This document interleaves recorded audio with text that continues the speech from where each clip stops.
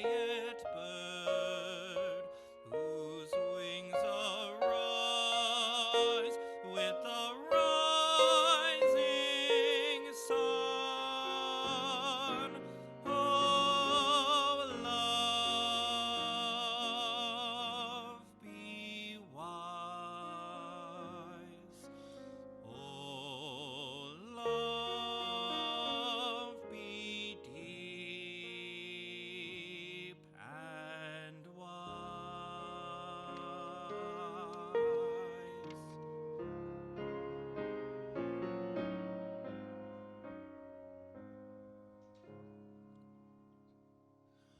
Oh, love, be deep as the darkest sea, where the sea grasses sleep and the still stars fade. Oh, love, be deep.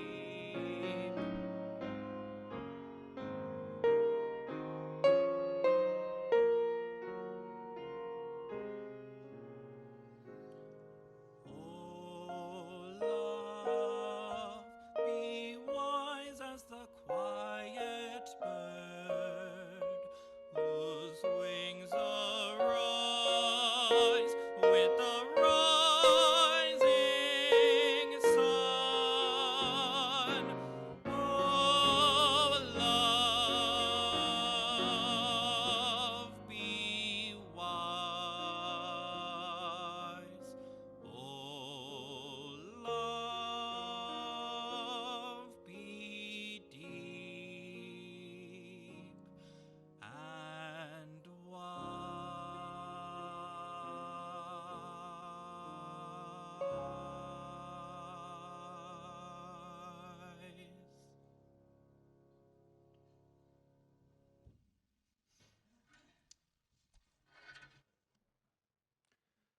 Good morning. Welcome to the First Unitarian Church of Hamilton. My name is Tim Versteeg. My pronouns are he, him, and it is my great pleasure to serve this church as its religious educator. I will be your service leader this morning. And just a reminder to please turn off your phones or electronic devices unless you need it to access our hearing loop system. We thank the many people who are co-creating our service experience this morning. Our music ministers, Rachel Derry and Gabriel Miles, who you just heard, our tech team, Claire Miles and Josh McIntyre, our worship associate, Ann Craig Howarth, our ushers, Karen Moore and Barb Wallace, and our greeters, Daphne Payne, and she assured me there would be someone else, but I don't have that name. So Daphne and friend. Our guest speaker today is Jason Allen, behind me. Jason is a neighbor to many of you and a community builder and volunteer. By day, he's a career coach and training designer, and by night, he's a father and husband who likes to make stuff with his hands. He lives about 200 meters away in Kirkendall. A vital part of our lives together and our ministries to each other in the world is the sharing of news in our community, and this morning we have a number of announcements to share. First, two events right following this service. One is the Queer Joy Potluck, which will be in room 9 today, and this is open to all in the queer community, and a small selection of main dishes will be provided. You are welcome here, and we look forward to sharing it with you. The second is a listening circle about the encampment policy and protocols in our church. We're meeting in Fellowship Hall, Kelly? Fellowship Hall today after the service. And Kelly's at the back if you don't know who she is, but by now you probably do. We also, from Reverend Jamie, want to bring to your attention on Wednesday, February 21st at 7 p.m., the congregation is invited to a prayer vigil for peace in the Middle East, sponsored by the Lock Street Churches. The vigil will weave messages of peace, music, and time for quiet reflection. It will be live streamed on the congregation's Vimeo and YouTube channel and open to the public. If you'd like to help with hospitality, please let Jamie or Barb Wallace know after the service, and that will be held here. Catherine Cowley and Rita Mubarak are planning to facilitate an 8-week discussion group based on the introductory text to UU, A Chosen Faith. If you want more information about that, please see the all-church email or talk to Catherine Cowley. Our journey with C.B. Beale continues in March, and we hope you will join us for an online workshop on Saturday, March 2nd, 2024, 10 a.m. to 2 p.m., and you should have received something about signing up for that in the all-church email as well. There was a special message sent out. If you're having problems registering, please see Reverend Jamie, who's with us on the front. Social Justice Hub, the open meeting is the fourth Sunday of the month. If you're interested in planning social justice activities or want to find out more about what's going on at First Unitarian Church in social justice realms, please plan on attending on Sunday, February 25th, 12 to 2 in room 9. And finally, February book club. Book for February is The Code Breaker by Walter Isaacson. If you want more information about that, see Barb Wallace or Nancy Kumpf. And it will be on Monday, February 19th at 1:30. Our chalice represents the light of hope at the center of our faith tradition, and the spark of this flame draws us into our time of worship and community. Please join me in reading the chalice lighting words now shared on the screen with us. May this flame be our light of friendship and love.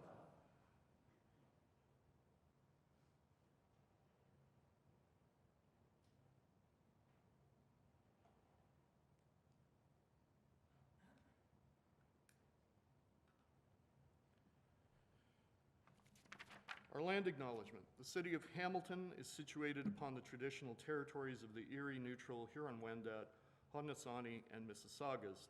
Today, we are a city of 570,000 people, among whom are 17,000 citizens with Indigenous ancestry from across Turtle Island. The effect of settler colonialism is not a static entry in a history book. It is present in our life today. The responsibility of people with settler ancestry who continue to benefit from the land and its resources is to face the truth of our collective pasts and to work for equity and justice in our present world. Only through truth can we hope to reach reconciliation.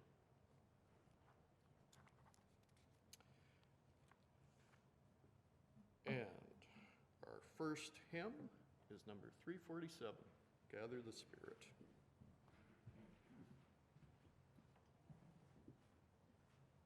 Stand as you're willing or able, or in the mood, or not in the mood. Gather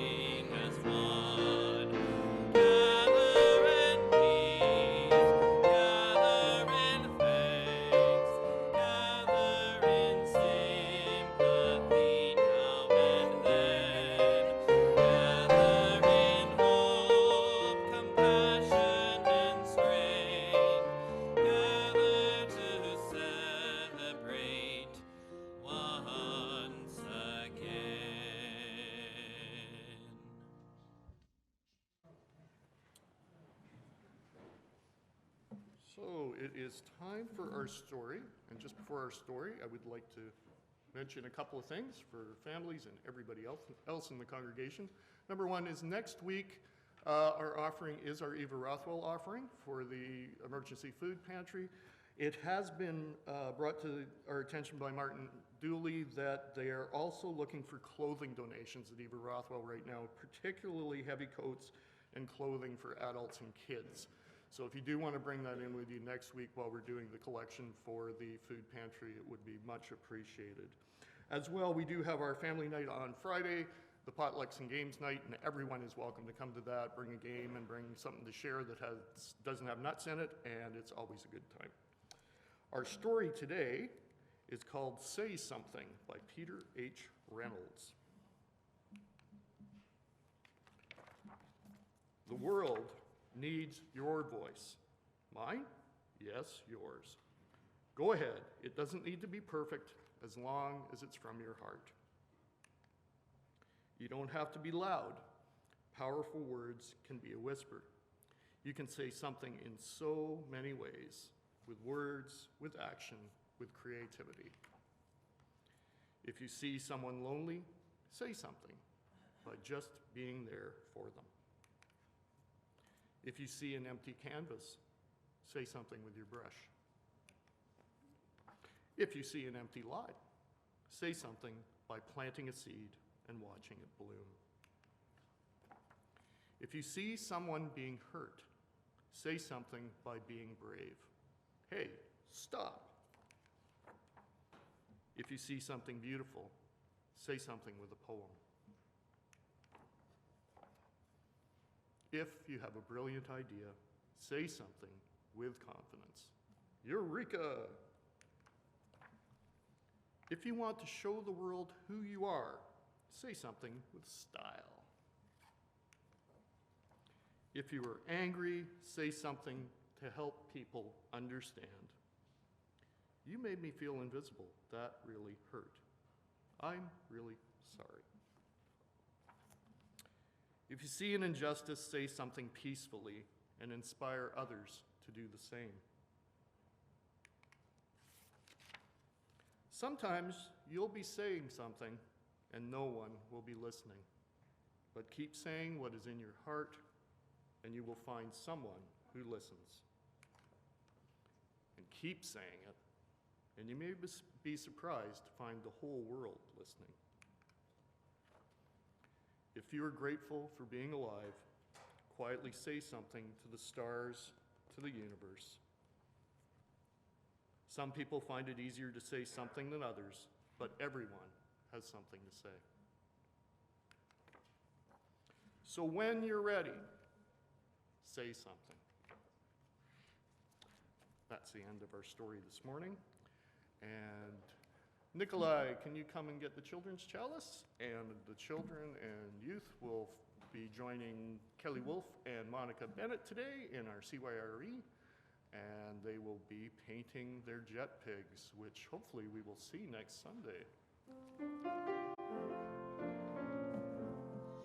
As you go, may joy surround you. As you go, go in peace. Know our love is with you always. As you go, as you go.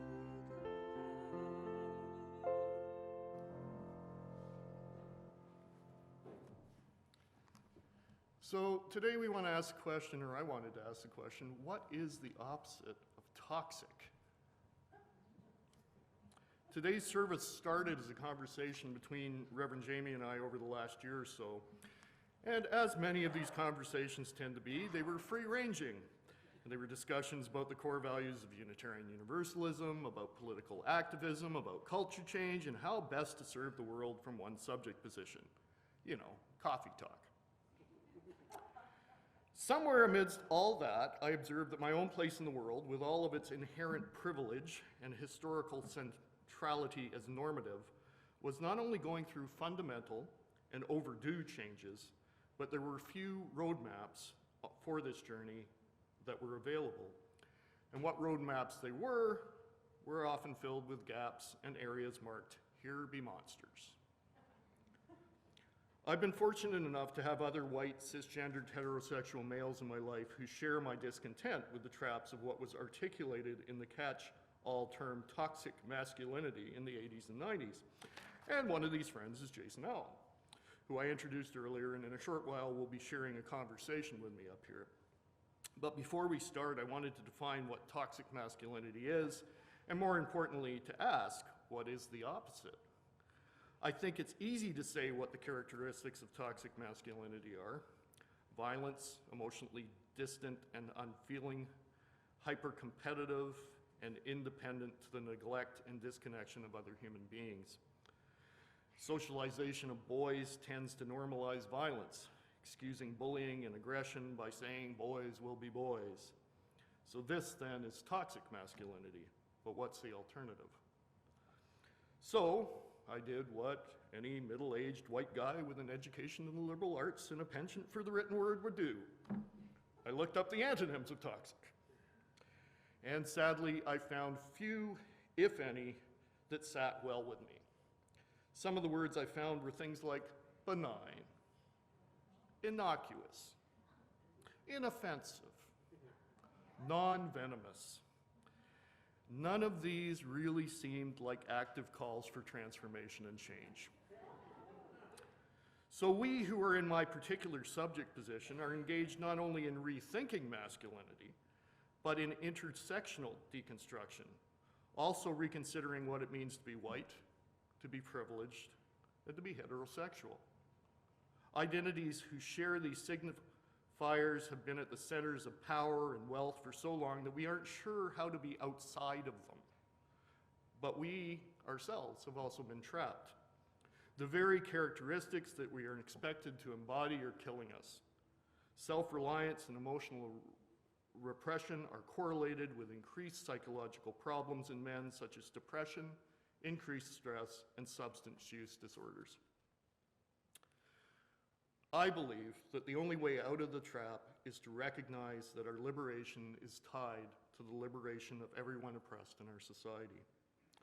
And the only way forward is to decenter ourselves psychologically and societally, not to be replaced by others, but to let many centers replace the one, taking the paradigm of either or to both and as an ongoing practice.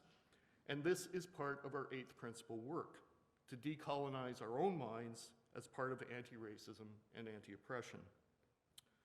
So are there antitoxins for toxic masculinity?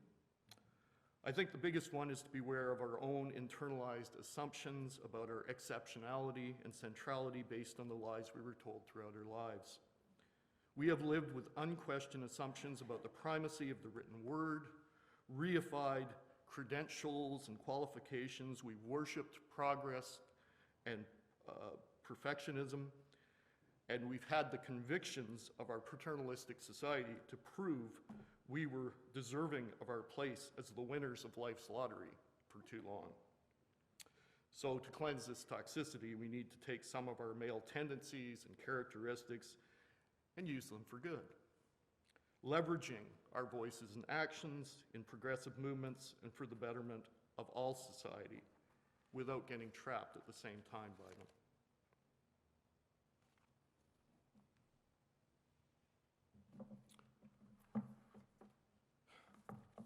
So our meditation words this morning are an affirmation of hope by Loretta F. Williams from the collection Being in the Storm Too Long.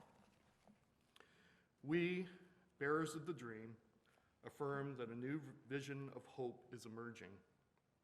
We pledge to work for that community in which justice will be actively present.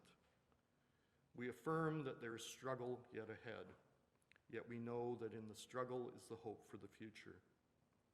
We affirm that we are co-creators of the future, not passive pawns. And we stand united in affirmation of our hope and vision of a just and inclusive society. We affirm the unity of all persons. We affirm brotherhood and sisterhood that allows us to touch upon each other's humanity. We affirm a unity that opens our eyes, ears, and hearts to see the different but common forms of oppression, suffering, and pain. Yet we are one in the image of God, and we celebrate our hopes for human unity.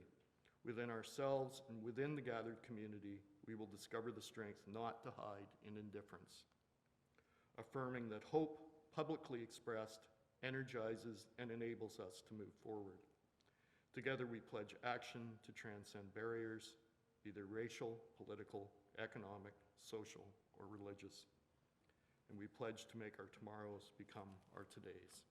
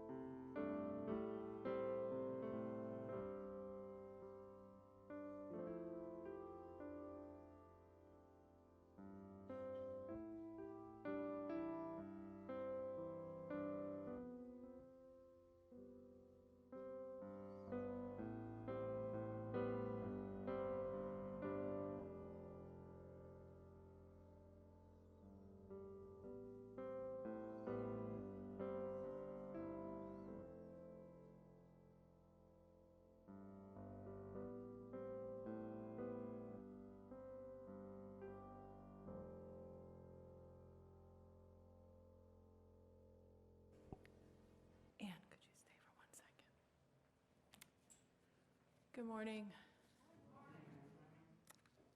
My name is Reverend Jamie Boyce. My pronouns are she, her, and I have the privilege of serving this congregation as its interim minister. I'm so grateful for this service today that is inviting us to dwell in this conversation of toxic masculinity. And as I was dropping into my body during the meditation and feeling my breath and feeling my heart beat, it occurred to me that I would like to light a candle today. A candle for all those impacted by the violence of toxic masculinity in our world. A candle of solidarity, love, care, and compassion, knowing that we are never alone in our pain and suffering, and that we have collective work to do. Thank you, Anne.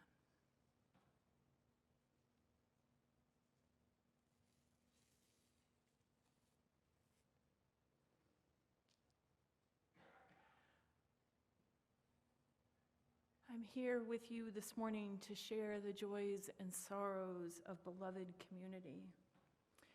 And I'm going to start with our sorrows this morning.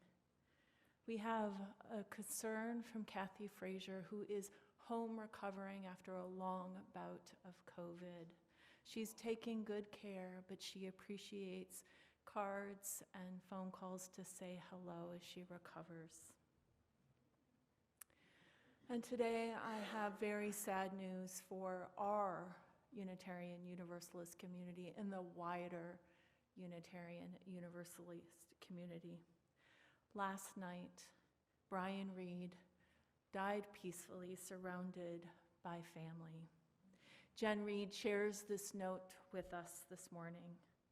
Jen Reed and her sister Susanna and brother David would like to share that her father, Brian, passed away both peacefully and beautifully on Saturday evening at 9:30 p.m. He was with his children, his children's partners, and his two oldest grandchildren.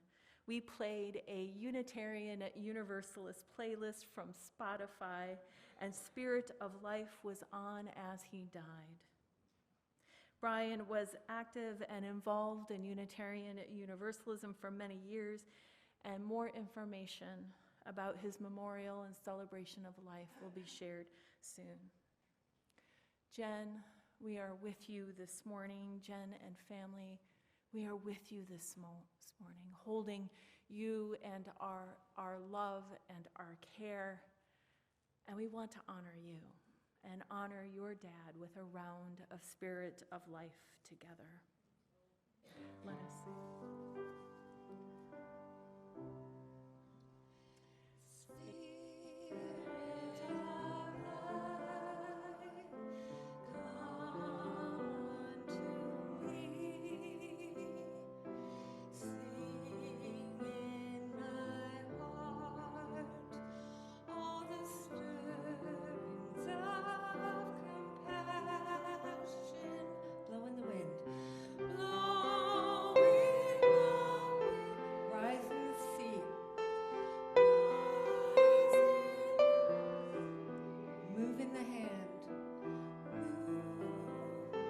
Giving life the shape of justice.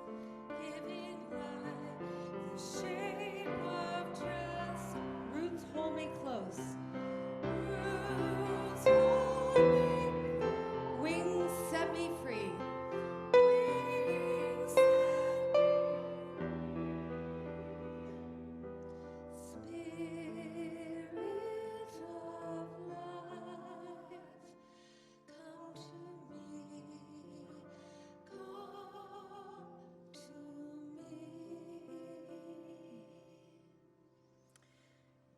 We hold the Reed family tenderly in our care and light this flame of remembrance, knowing that the Spirit of life never dies, especially as it lives as a memory among us.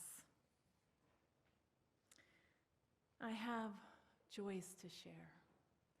These joys are emergent joys. So when I arrived this morning, I heard that there are many birthdays among us today. I'm probably not supposed to announce this, but birthdays are wonderful occasions to celebrate. And I'm not going to say any names, but I'm just going to glance at you in maybe an obvious way and wish you, those of us among us who are graced with another year around the sun, happy birthday to you.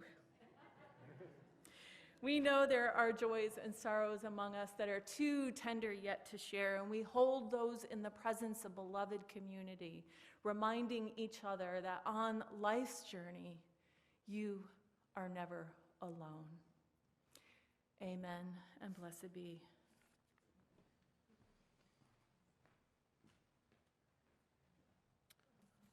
Thanks, Jeremy. Our offering is a reminder of the spirit of generosity that is at the heart of our religious community, and all your contributions and our contributions are appreciated and make a difference in the world as we live our mission. And we thank you for giving as generously as you are able.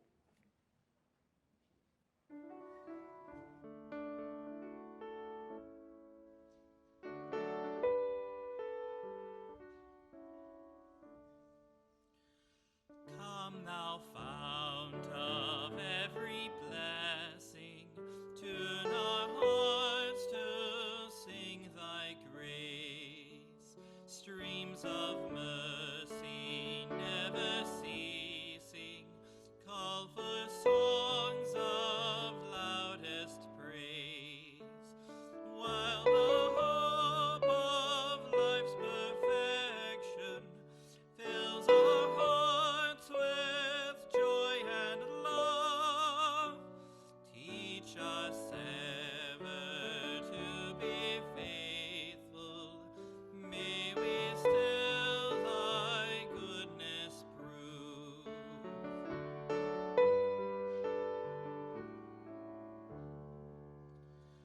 Come, thou fount of every vision, lift our eyes to what may come. See the lion and the young lamb dwell together in thy home. Hear the cries of war fall silent, feel our love glow like the sun. When we all serve one another, then our heaven is begun.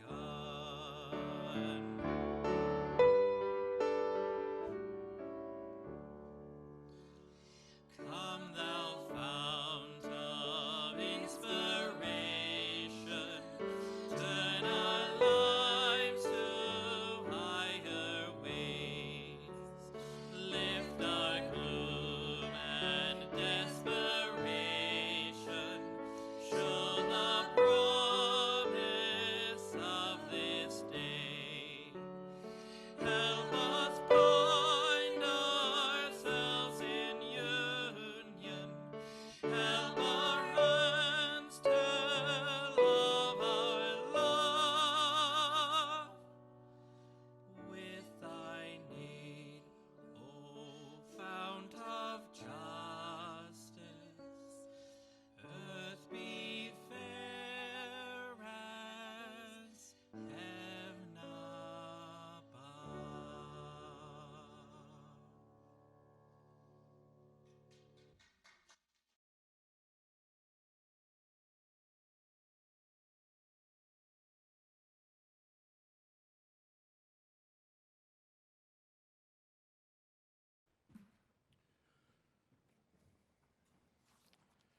We thank you for the gifts and support of the ministries of our church. And now I would like to invite Jason Allen to join me up here on the hot seats. Yeah, we're going to have a little chat.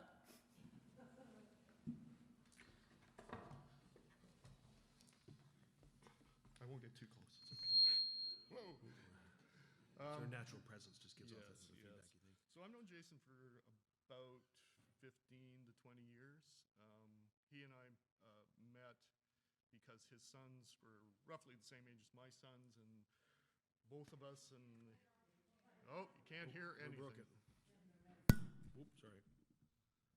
Move it way close. I like to move it. Okay, can you hear me now? All Thank right. you. So Jason and I have known each other for about 15 or 20 years, and we have sons that are relatively the same ages. And he and I were scout leaders together for the better part of a decade. He currently rents space in our church to run a woodcraft program, which is a alternative to scouting, which has a little less militaristic bent Colonial, to it than less colonial, a little less colonial. So we've had discussions for many years now about what it means to be men and white men and heterosexual men, and have had a pretty long friendship. So when we were discussing how would we present this today, it seems like it's just a continuation of a long conversation. So while I am going to ask some questions, that's kind of where we're going with it. Picture us having a coffee or tea in our hands and sitting on Tim's porch. There you go. That's happened a lot too over the years. So I'm just going to start with the obvious question. How do you see masculinity in today's world? Just a little question to start. So, I think you hit on it in your reflection earlier, in that in the absence of a positive definition of masculinity, because we've been trying to redefine masculinity since sort of Robert Bly and Iron, you jokingly call me Iron Jason, since Iron John in the 80s. And in the absence of a definition that everyone can get behind, into the gap has moved folks like Andrew Tate and Jordan Peterson, and if you've seen the Liver King guy, he's really out there. And these guys who are defining masculinity, like you said, in this very toxic, very aggressive way. But the hallmark to all of these definitions is one of, I, as a man on my own, am responsible for everything. I can do it all myself, and all of my success and happiness is directly as a result of my efforts. And it fails to take into account the role that luck has played in where a lot of us are, right? I was incredibly lucky to be born white, to be born male, and to know that was the correct gender for me, to be born straight, to be born to parents who kept a roof over my head and didn't assault me when I was a kid. Like, I was incredibly lucky in all these ways. So when we take that luck out of the equation, then we get into some thinking that can be thinking that we deserve a lot of what we have, and that may not be entirely accurate. So how do you kind of take us out of the locker room or the board table and create more positive ways of establishing friendships with men? And do you see friendships between men as being an important part of this change? Huge. We've had what I call a crisis of loneliness amongst especially middle-aged men for decades now. And if you look at all the surveys and data and stats coming on about loneliness, we know that roughly 1 in 20 people in the US have 2 or fewer close friends. So like 1 in 5. Sorry, 1 in 5, like 20%, 1 in 5 people in the US have 2 or fewer close friends. So there's a crisis of friendship. But the challenge around male friendship and not being in spaces that reinforce toxicity is, in my experience, when men gather in groups, we tend to reinforce toxicity. Because somebody will make the off-color joke or the off-color remark or say something out of pocket, and rather than standing up to them, which is a very bold act, like you're saying something, book this morning, standing up in those circles is a very, very brave act and doesn't always go well. But one-on-one, that's where the emotional intimacy happens. The emotional intimacy that we all crave and aren't getting. None of us are getting it. So one-on-one, we can have those moments of honesty and reflection and start eroding that toxicity. But I find that when we get together in groups, not always, but often, that's when things can be challenging to navigate. So where do you see the sort of social and community responsibilities of people like us? Because, I mean, our voices carry an inordinate amount of weight based on luck and based on unearned people listening to us in a way that we haven't earned. Exactly. So what is our role? So a black disabled activist, whom I think all of you know because she's our MPP, once told me the three things she wants me to do and wants us to do is speak up, stand up, and show up. And speaking up is when we use our voice to address things that aren't right? And so like I go back to that off-color or inappropriate remark made by a guy in a social group. And you don't have to get all Captain Von Trapp like, that's inappropriate, we don't talk like that here, right? It doesn't need to be that. It could be like, hey, really, are you gonna go there? Are you gonna be that guy? Like, it can be as simple as that. But speaking up when things aren't right. Standing up to me is when we put the power of our race and gender and those things in between somebody being harmed and somebody seeking to do harm. So I used to work for a large crown corporation, and my female colleague, who was arguably much more skilled in our job than I was, we'd be in meetings all the time, and she would present ideas, and men would run roughshod over her ideas, and then they would steal those ideas moments later and claim credit for them, right? It was a very, very common thing.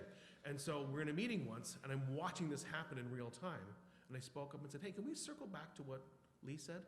And because I think she sort of hit the nail right on the head, and I think we should listen to what she said and put my power to work in between those who are seeking to do her harm. And in the end, her idea got accepted, she got the credit for it, all these things work, but it's a bit of a delicate balance.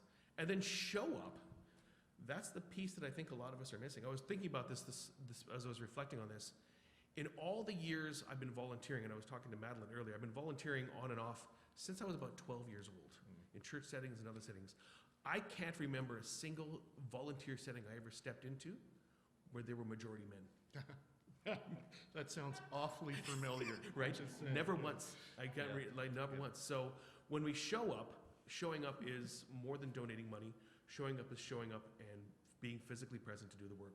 And that involves, and if you're not comfortable with frontline stuff, sit on the boards, join the committees, join the organizing teams.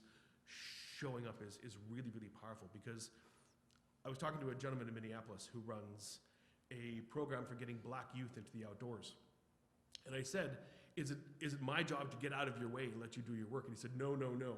I need you to show up. I need you to show up with your list of contacts, with a list of donors, with your relationship with your bank manager, right? That's what I need you to do. I need you to show up for me. So, is there a danger that suddenly you're putting yourself into a central position doing this work? I mean, what are some of the sort of caveats, landmines that you might have? It's a huge risk, and I think the big risk for me personally is identifying that I don't know everything and identifying my tendency to want to come in and take over. I did that this morning about 45 minutes ago when I tried to take over the sound for this service. Did you watch me do it? Yeah. You watched me do it, Yeah, right? he was correcting how to set up the microphone. Apologies to your sound techs, because they're doing great work, but I did that 45 minutes ago. I tried to step in and take things over. And just identifying that about myself and making it not all about you, and listening to others and their lived experience.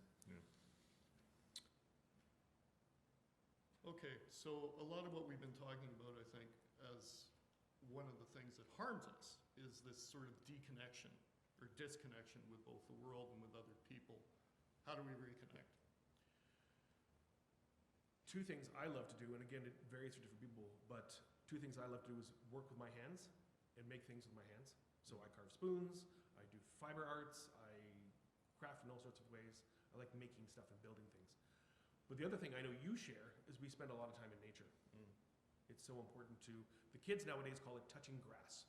If they're having an argument with somebody and that person seems disconnected from reality, they say, you should touch grass, right? Right?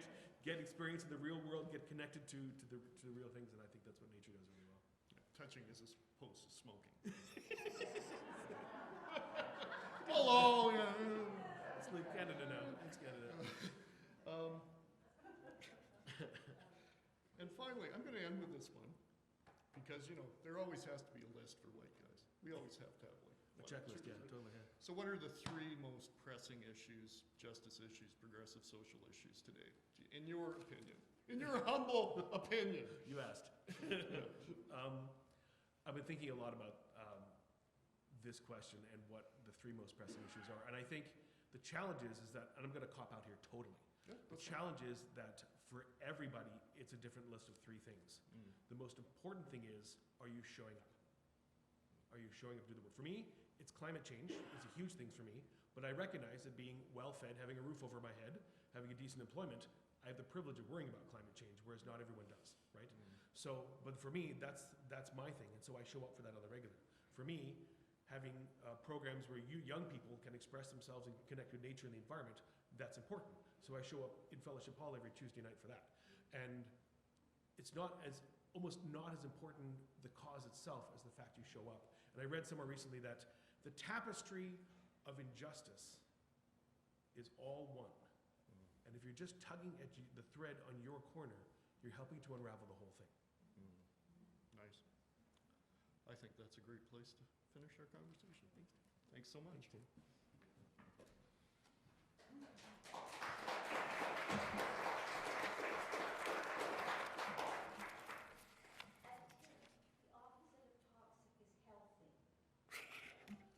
Not according to Wikipedia.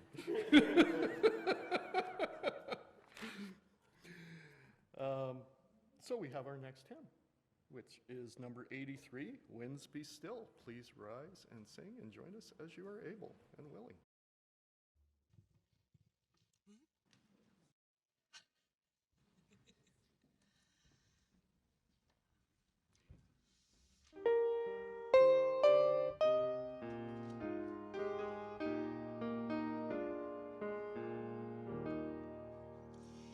Winds be still,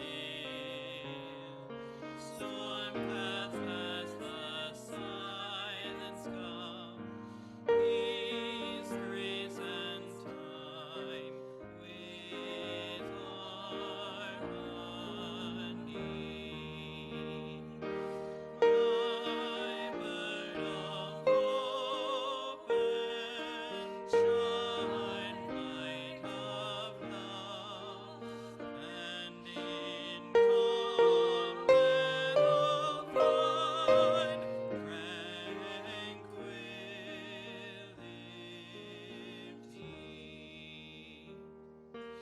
Birds fly high,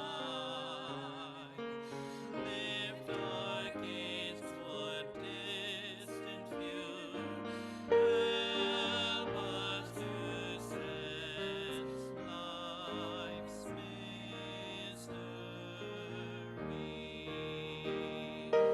Fly high and far, and lead us each to see how we move through the winds of eternity.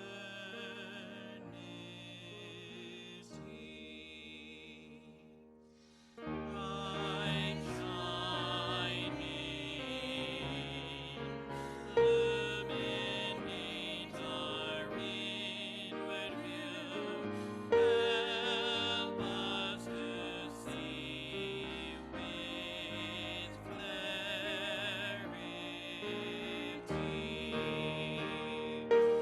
Shine bright and true, so we may join our songs in new sounds that become full symphony.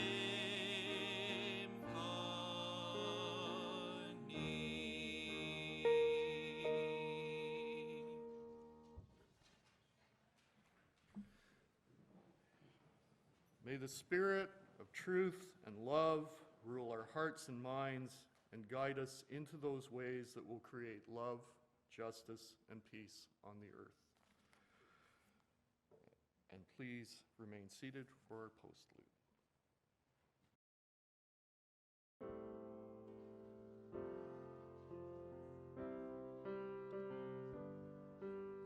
Change is coming. What do we need to imagine? Change is coming.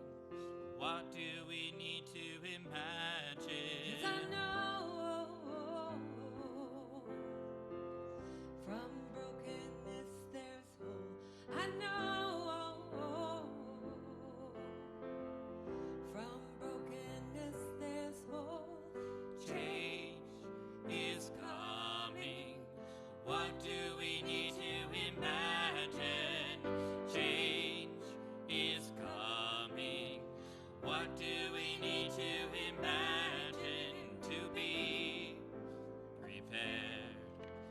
I know I'm scared to be prepared. I know I'm scared, 'cause I know from brokenness there's hope. I know from brokenness there's hope. Change